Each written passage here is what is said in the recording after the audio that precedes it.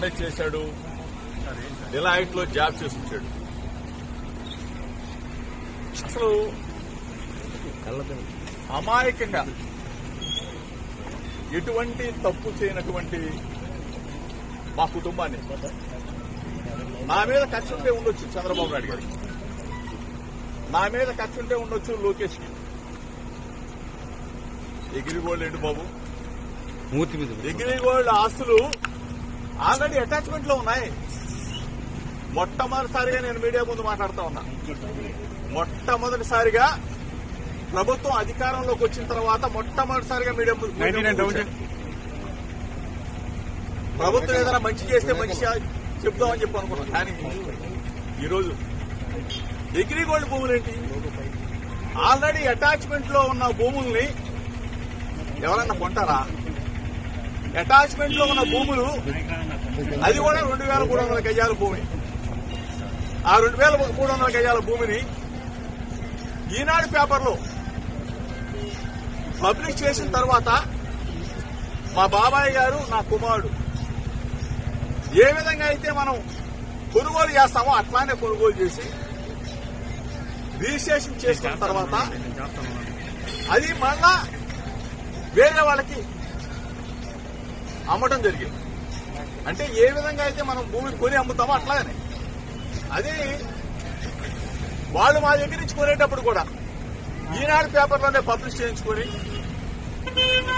Survey చేయించుకొని అధికారులు ఇచ్చిన రిపోర్ట్ ఆధారంగా సబ్ రిజిస్ట్రార్ గారు రిజిస్ట్రేషన్ చేసి వాళ్ళకి అప్పచెప్తే ఎంతకన్నా దుర్మార్గం ఎక్కడన్నా ఉంటుందో చంద్రబాబు నాయుడు గారు.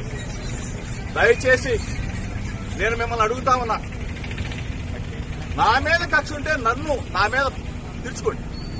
అంటే అభం శుభం తెలియని నా కుమారుడి మీద అమెరికాలో చదివి వచ్చాడు, ఎంఏ చేశాడు, డిలాయిట్ లో జాబ్ చేస్తున్నా నా కుమారుడి మీద మీరు తీర్చుకునే కార్యక్రమం చేయటం న్యాయమేనా, మీకు ధర్మమేనా అని అడుగుతా ఉన్నా. దయచేసి ఆలోచన చేసుకుని అడుగుతా ఉన్నా. ప్రభుత్వాలు వస్తా ఉంటాయి, పోతా ఉంటాయి. మీరు అధికారంలో ఉన్నారు, దయచేసి ఒకసారి ఆలోచన చేసుకోండి. మేము అధికారంలో ఉన్నప్పుడు మీ మీదకి దాడికి రాలా. దయచేసి మీరు ఆ మైండ్ లో గానీ ఆ ఆలోచన గానీ ఉంటే తీసేసుకోండి.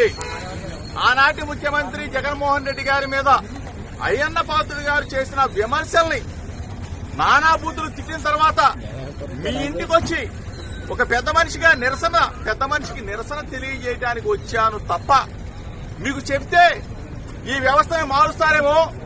40 సంవత్సరాల చరిత్ర ఉన్న రాజకీయ అనుభవం ఉన్న చంద్రబాబు నాయుడు గారు ఒక మంచి చేస్తారేమో, ఒక మంచి ఉద్దేశంతో రాజకీయాలను తీసుకొస్తారేమో అని చెప్పేసి మేము ఆలోచన చేశాం. కానీ దయచేసి ఇటువంటి మార్గాలకి ఒడి కట్టవద్దు చంద్రబాబు నాయుడు గారు. ఇప్పుడు రాజకీయంగా మా మీద కక్ష తీసుకోవచ్చు, రెడ్ బుక్ రాజ్యాంగాన్ని మీరు తీసుకురావచ్చు, మీరు అమలు